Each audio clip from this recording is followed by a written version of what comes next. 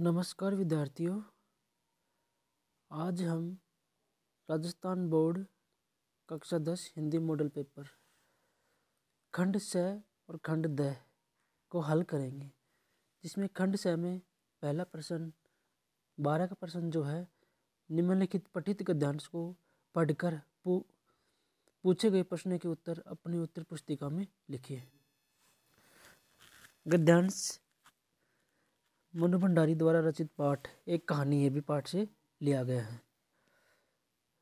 जब रगों में लहू की जगह लावा बहता हो तो सारे निषेध, सारी वर्जनाएं और सारा भय कैसे ध्वस्त हो जाता है। यह तभी जाना और अपने क्रोध को सबको थरथरा देने वाले पिताजी से टक्कर लेने का जो सिलसिला शुरू हुआ था राजेंद्र से शादी की, तब तक वह चलता ही रहा। यश कामना, बल्कि कहूँ कि यश लिप्सा पिताजी की सबसे बड़ी दुर्बलता थी और उनके जीवन की धुरी था यह सिद्धांत कि व्यक्ति को कुछ विशिष्ट बनकर जीना चाहिए, कुछ ऐसे काम करने चाहिए कि समाज में उसका नाम हो, सम्मान हो, प्रतिष्ठा हो, वर्चस्व हो। इसके चलते ही मैं एक बार उनके कोप से बच गई थी। यह हमारा गद्यांश है। अब इस गद्यांश से पहला प्रश्न देखिए। जब रगों में लहू की जगह लावा बहता हो तो क्या परिणाम निकलते हैं। तो इसका उत्तर आ जाएगा, गद्यांश की पहली लाइन देखिए कि तब सारे निषेध, सारी वर्जनाएं और सारा भय समाप्त हो जाता है। प्रश्न 2, राजेंद्र से शादी तक क्या चलता रहा। तो इसका उत्तर आ जाएगा, राजेंद्र यादव से शादी तक पिताजी से टक्कर लेना अर्थात पिताजी का विरोध करना चलता रहा। आगे प्रश्न 3 देखिए, लेखिका के पिता की सबसे बड़ी दुर्बलता किसे कहा गया है। तो इसका उत्तर आएगा, लेखिका ने अपने पिता की सबसे बड़ी दुर्बलता यश कामना या यश लिप्सा को कहा है। प्रश्न 4, पिताजी ने जीवन का मूल केंद्र किसे कहा है। इसका उत्तर आएगा, जीवन में नाम यश कमाना ही जीवन का मूल केंद्र कहा है। आगे देखिए अथवा में इसका प्रश्न, अथवा में गद्यांश। आषाढ़ की रिमझिम है, समूचा गांव खेतों में उतर पड़ा है। कहीं हल चल रहे हैं, कहीं रोपनी हो रही है। धान के पानी भरे खेतों में बच्चे उछल रहे हैं। औरतें कलेवा लेकर मेड़ पर बैठी हैं। आसमान बादल से घिरा, धूप का नाम नहीं, ठंडी पुरवाएं चल रही। ऐसे ही समय आपके कानों में एक चवर तरंग झंकार सी कर उठी। यह क्या है, यह कौन है, ये पूछना न पड़ेगा। बाल गोविंद भगत समूचा शरीर कीचड़ में लिथड़े अपने खेत में रोपनी कर रहे हैं। उनकी अंगुली एक एक धान के पौधे को पंक्तिबद्ध खेत में बिठा रही है। उनका कंठ एक एक शब्द को संगीत के जीने पर चढ़ाकर कुछ को ऊपर स्वर्ग की ओर भेज रहा है और कुछ को इस पृथ्वी की मिट्टी पर खड़े लोगों के कानों की ओर। ये बाल गोविंद भगत रामरिक्ष बेनीपुरी द्वारा रचित पाठ से लिया गया है। इसके प्रश्न देखिए, गद्यांश में कौन से मास का चित्रण किया गया है। तो इसका उत्तर आएगा, आषाढ़ मास का। प्रश्न 2, समूचा गांव कब खेतों में उतर जाता है। इसका उत्तर आ जाएगा, आषाढ़ में जब बारिश की रिमझिम चालू होती है। प्रश्न 3, आषाढ़ की रिमझिम में बच्चे क्या प्रतिक्रिया करते हैं। इसका उत्तर होगा, आषाढ़ की रिमझिम में बच्चे पानी में किलोल करते हैं अर्थात उछल कूद करते हैं। प्रश्न 4, भगत जी खेत में रोपनी के साथ साथ क्या कर रहे हैं। तो बाल गोविंद भगत रोपनी के साथ साथ संगीत के कुछ शब्द गुनगुना रहे हैं। प्रश्न 13, प्रस्तुत पठित पद्यांश को पढ़कर दिए गए प्रश्नों के उत्तर लिखिए। यह जो पद्यांश है यह सूरदास द्वारा रचित सूरत के पद हैं, भ्रमर गीत से लिया गया है।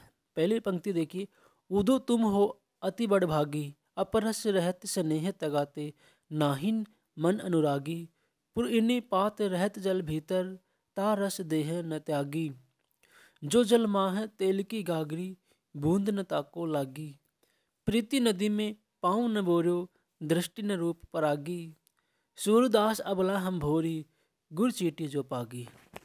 ये सूरदास के जो पद हैं उनसे लिया गया है। पहला प्रश्न देखिए, गोपियों ने उद्धव को बड़भागी क्यों कहा है। तो गोपियों ने उद्धव को व्यंग्य करते हुए बड़भागी इसलिए कहा है कि प्रेम के सागर में रहकर भी वह प्रेम से वंचित रहे। प्रश्न 2, जो जल माह तेल की गागरी बूंद न ताको लागी, पंक्ति का आशय स्पष्ट कीजिए। तो इस पंक्ति का आशय होगा कि उद्धव द्वारा प्रेम से परे रहना, अर्थात उद्धव द्वारा प्रेम से वंचित रहना ही इसका आशय है। प्रश्न 3, गोपियों ने स्वयं को अबला क्यों कहा है? तो गोपियों ने स्वयं को अबला इसलिए कहा है कि वह श्री कृष्ण के प्रेम में बंधी हुई हैं। प्रश्न 4, पागी रस का अर्थ क्या है? पागी शब्द का अर्थ है लिपटी हुई या सनी हुई। आगे देखिए,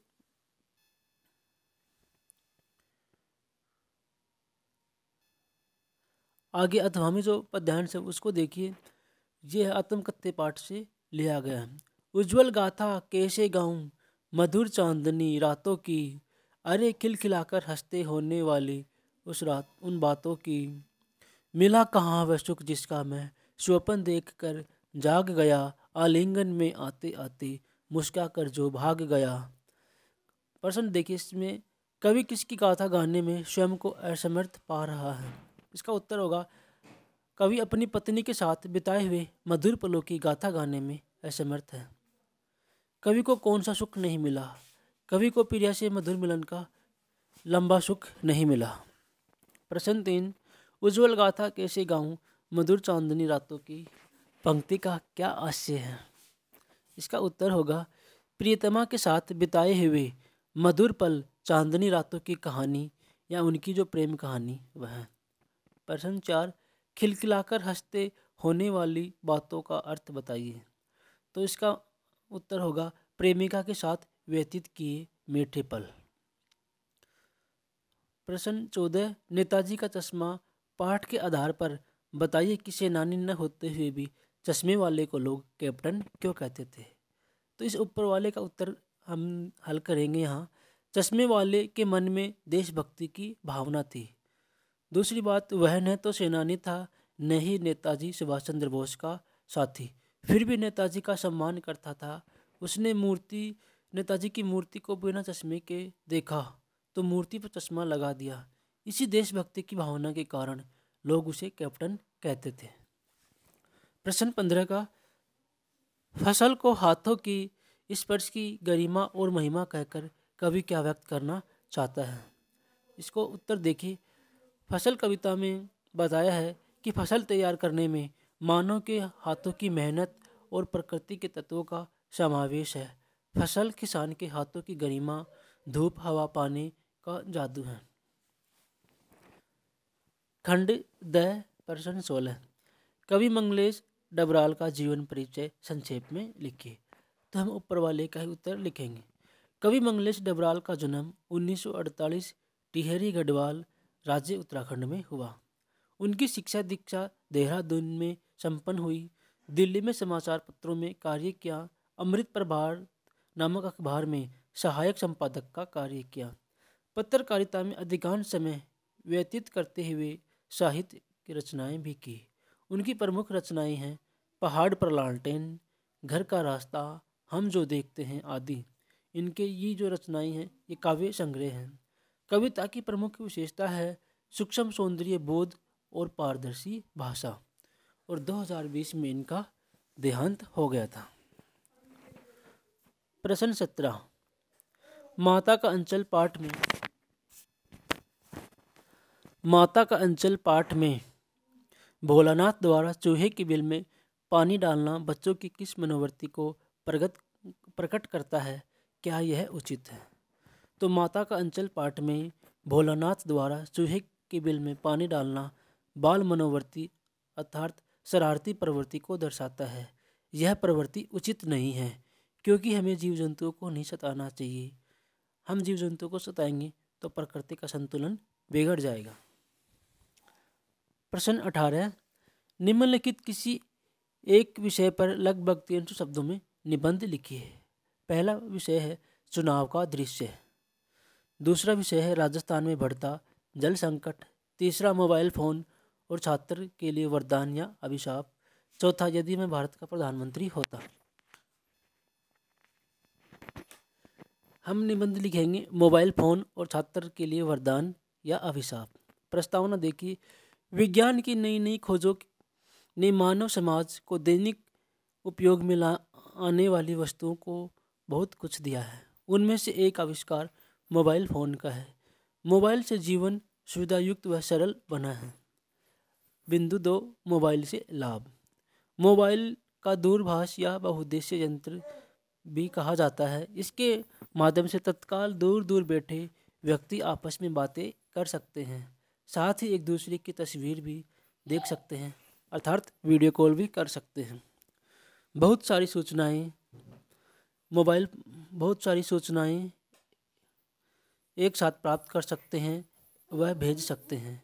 मोबाइल फ़ोन का चलन बढ़ रहा है, जो आज हर बच्चों, बड़ों, बूढ़ों, महिलाओं, विद्यार्थियों सभी के हाथों में इसको देख सकते हैं।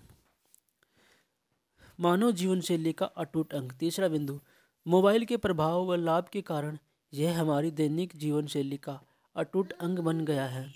सुबह गुड मॉर्निंग के संदेश से लेकर रात्रि को देर तक मोबाइल का उपयोग किया जा रहा है। इसके बिना अब जीवन अधूरा अधूरा सा लगने लगता है। अतः हम कह सकते हैं कि मोबाइल हमारी जीवन शैली का आवश्यक अंग बन गया है। बिंदु 4, मोबाइल से होने वाले दुष्प्रभाव। मोबाइल से जितने लाभ हैं उतने ही अत्यधिक उपयोग से दुष्प्रभाव भी देखने को मिलते हैं। जैसे अत्यधिक मोबाइल चलाने से स्वभाव चिड़चिड़ा बन रहा है, आँखों की रोशनी कम हो रही है, समय की बर्बादी हो रही है, परिवार में इससे दूरियां बढ़ रही हैं, जो अनेक पारिवारिक समस्याओं का कारण बन रहा है। इससे साइबर अपराध, ठगी, अश्लील फिल्में आदि का प्रभाव बढ़ रहा है। 5वां बिंदु, उपसंहार। वर्तमान समय में मोबाइल फ़ोन के बढ़ते चलन एक ओर हमारी दिनचर्या का आसान बना रहा है, दूसरी ओर इसके अत्यधिक उपयोग से नुकसान भी हो रहे हैं। अतः हमें मोबाइल के वश में नहीं होना चाहिए। प्रश्न 19, स्वयं को रजनीश निवासी रतलाम मानकर अपने क्षेत्र के विद्युत अभियंता को बोर्ड परीक्षा की तैयारी के लिए विद्युत आपूर्ति नियमित एवं पर्याप्त रूप से करवाने हेतु अनुरोध पत्र लिखिए। अथवा में है, स्वयं को बापू नगर निवासी हिमांशु मानकर शैक्षिक भ्रमण का वर्णन करते हुए अपने मित्र प्रियांशु को एक पत्र लिखिए। तो विद्यार्थियों, हम अनौपचारिक जो पत्र है, मित्र को पत्र, इसी को हम यहाँ हल करके देखेंगे। तो जैसे कि हमें पता है, ऊपर दाहिनी तरफ हम पता एवं दिनांक लिखेंगे।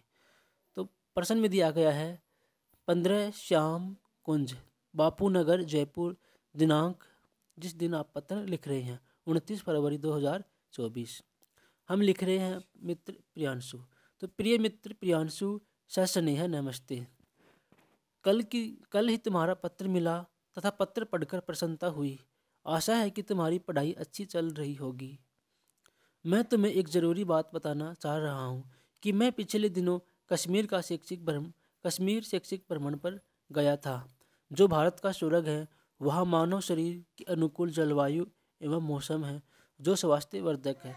अतः तुमसे भी आग्रह करता हूँ कि तुम भी एक बार कश्मीर शैक्षिक भ्रमण पर जरूर जाना। आपके पत्र की प्रतीक्षा में, तुम्हारा मित्र हिमांशु। इस प्रकार हमने पत्र लिखा। अंतिम प्रश्न देखिए 20 का। हम नीचे वाला करेंगे विज्ञापन। रक्षक हेलमेट बनाने वाली कंपनी की बिक्री बढ़ाने के लिए 25 से 50 शब्दों में एक विज्ञापन तैयार कीजिए। तो जैसा कि आपको पता है, विज्ञापन एक फ्रेम में बंद करके बनाया जाता है। तो हमने चारों तरफ एक फ्रेम बनाई, ऊपर लिखा सुनहरा मौका, कंपनी का नाम रक्षक हेलमेट, फिर लिखा धमाका। धमाका क्या है? 15% की छूट। हम हेलमेट के बारे में थोड़ी जानकारी देंगे। मजबूत व हल्के ISI मार्का के हेलमेट, सीमित हेलमेट हैं। अतः सभी इच्छुक व्यक्ति जो हेलमेट खरीदना चाहते हैं, एक बार जरूर पधारें। आपके सिर का रखवाला रक्षक हेलमेट। संपर्क करें 810. अर्थात नीचे संपर्क सूत्र दे दिया जाएगा। तो इस प्रकार विद्यार्थियों कि हमने पहले वीडियो में खंड अ और खंड व हल किया, इस वीडियो में खंड स और खंड द हल किया। अगर आपको अच्छा लगा हो तो कमेंट कीजिएगा, चैनल को सब्सक्राइब कीजिए। कुछ कमी रह गई हो तो कमेंट करके ज़रूर बताना।